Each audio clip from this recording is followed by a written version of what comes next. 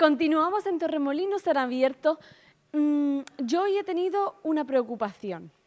Y es que no sabía qué ponerme, porque el tiempo en Torremolinos está loco. Un día calor, al otro día frío, un día me congelo, un día me llevan a un chiringuito como la semana pasada, y hoy que estamos aquí en un hotel no lo tenía muy claro. Entonces tenemos aquí a Laura, que viene a hablarnos de las preocupaciones. Buenas tardes, Laura.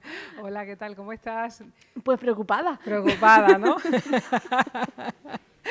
Bueno, muy interesante tu intervención, ¿no? Ahí para abrirnos un poco este tema tan interesante, porque claro, yo te diría que no hay que preocuparse, hay que ocuparse de las cosas, porque claro, preocuparse ¿de qué sirve? Lo que pasa es que a veces uno cae en esa situación en la que anda con la cabeza llena de preocupaciones, de problemas, de historias y al final termina generándose un problema propio.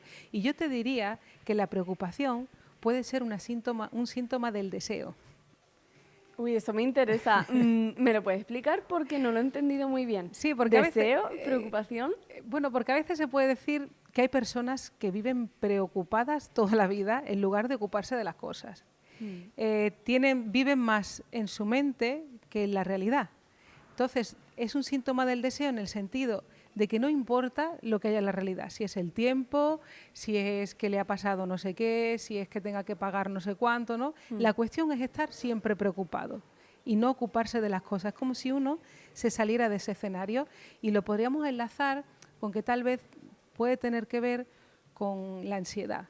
Y claro, la ansiedad, ¿qué es? La ansiedad tiene que ver, cuidado, porque a veces lo podemos confundir que es un rasgo de carácter. Uno puede creer que es mi personalidad, pero no, a veces es por una posición que uno tiene más ansiosa ante la realidad, porque preocuparse es como esa dificultad de entregarse a la vida, de no tolerar la incertidumbre, de pensar, por ejemplo, que la vida uno la tiene que construir antes en la cabeza que en la realidad.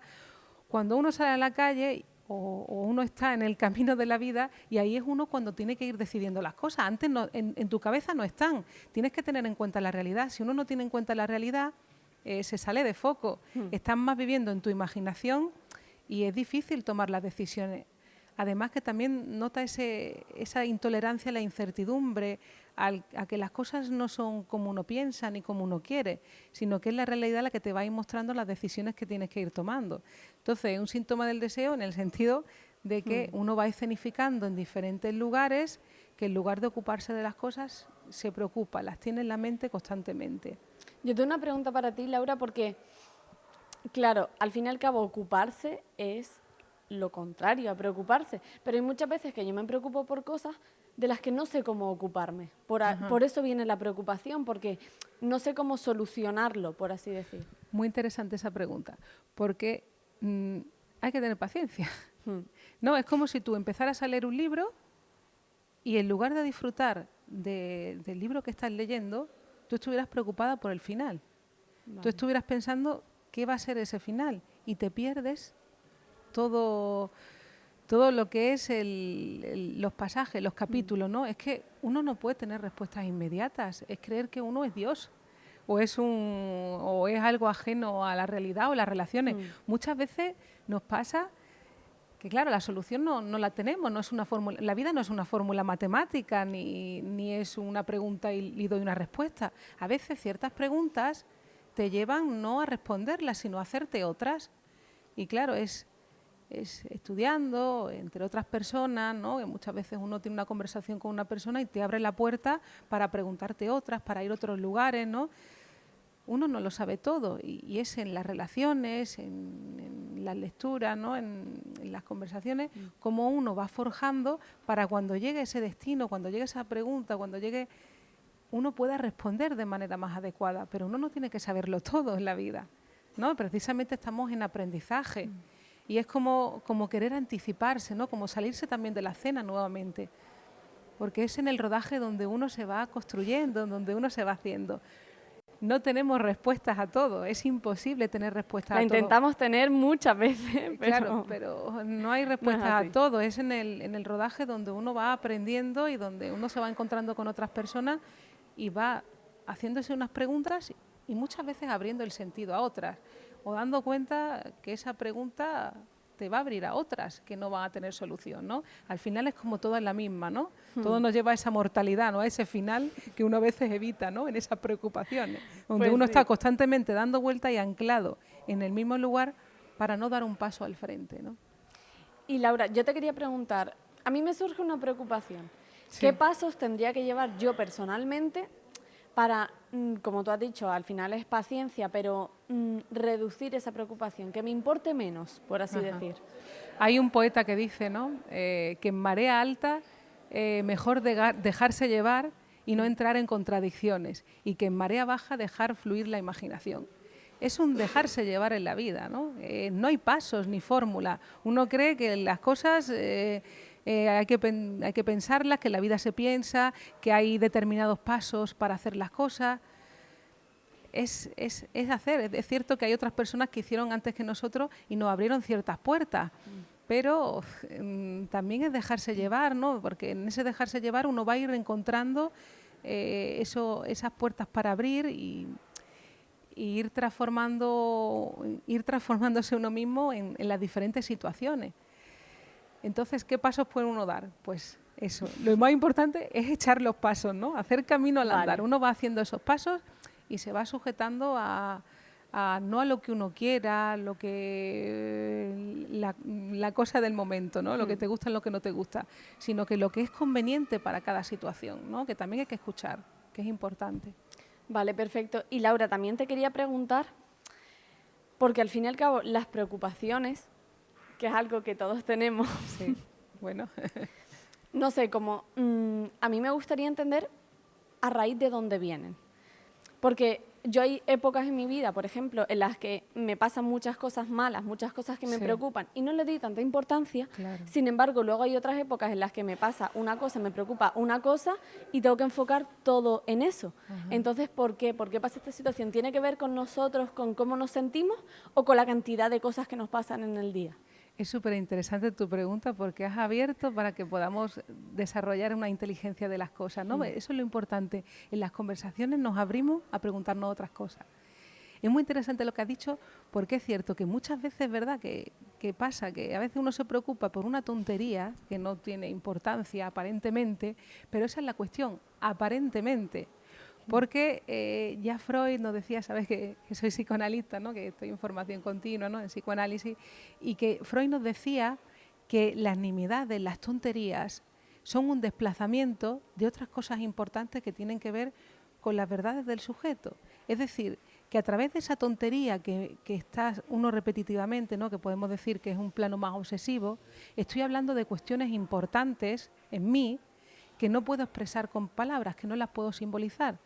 Entonces, hay una fijación constante en un pensamiento porque en realidad está como ocultando o desplazándose en otra cuestión que es más verdadera y más importante para mí.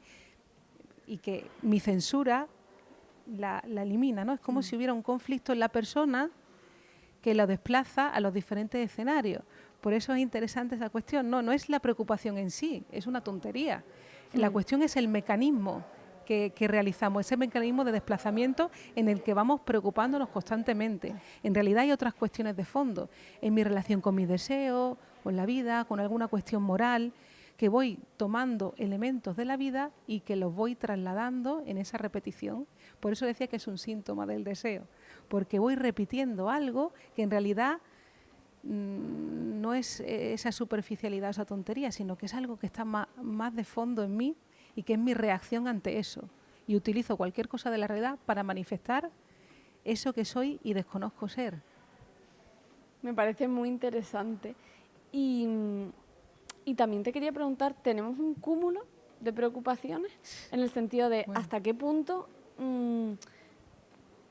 ese, por así decir, el límite de las preocupaciones de cada persona está en cada uno, o realmente tú hay un momento que dices, si llegas a cierto punto, tienes que ponerle solución inmediatamente, o no, o siempre nos tenemos que seguir dejando llevar, porque yo hay épocas en las que tengo 200 cosas que digo, necesito solucionar algo ya, aunque sea uno de los aspectos de mi vida, para poder seguir adelante, y es como que siento que sí llego a ese límite. Claro, en la vida hay que tomar decisiones, Sí. ¿no? Claro, y muchas veces pues es interesante eso también porque sí que siento que cada uno tiene un margen, ¿no? Una cantidad o un límite en su toma de decisiones, ¿no? Pero es como cuando uno en la casa se le acumulan muchas cosas y ya decide tirarlas, ¿no? Hay quien llega a ese límite y hay quien no, quien va ordenando o desordenando dentro de ese orden poco a poco, ¿no? No hay que llegar a un límite para psicoanalizarse, ¿no? Es decir, que uno no tiene que llegar a enfermar, a estar mal o a tener síntomas para reordenar o redimensionar aspectos de uno mismo, ¿no? Claro, porque esa acumulación al final puede afectar también en nuestra salud mental.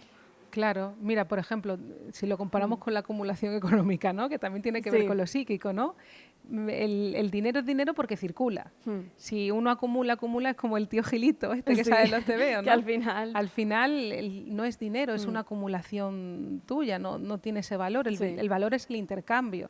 Entonces, esto lo podemos comparar igual, ¿no? Si no hay un intercambio en mi realidad, al final me quedo con eso que para mí no es una preocupación, ¿no? Que es otra cosa, es algo que tengo ahí acumulado y que no me puedo intercambiar en la vida, no me puedo relacionar con lo otro, porque al final uno acaba tan agotado, dándole vueltas tanto la cabeza, que acaba anclado en el mismo lugar para no tomar decisiones, para no seguir adelante, para retirarse un poco de la vida, ¿no? También tenemos que pensar que tal vez hay algo en la persona que le cuesta gestionar y a través de esas preocupaciones es como si se secuestrara de la vida.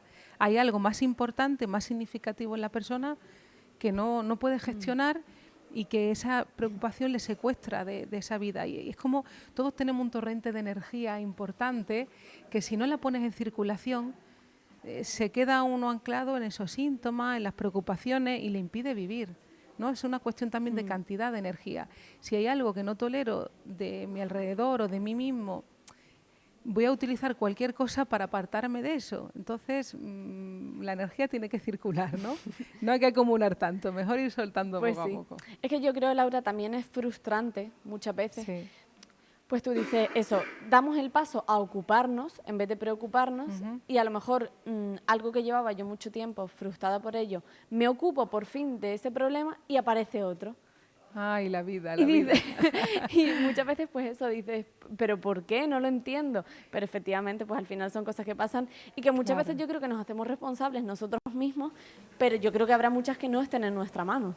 Claro, es que hay cosas que uno no tiene que entender, tiene que vivir, es como el amor. ¿Qué vas a entender del otro? Entender es querer hacerlo algo, es querer hacerlo a tu pensamiento, es querer compararlo a algo que ya conoces. Entonces te pierdes la vida, porque hay muchísimas cosas que son desconocidas y que si la intentas simplificar a como tú lo piensas, te pierdes en eso.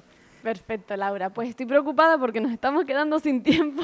No, nos ocupamos, ponemos un límite. Nos vamos a ocupar ahora mismo. Muchísimas gracias por acompañarnos. Gracias a ti.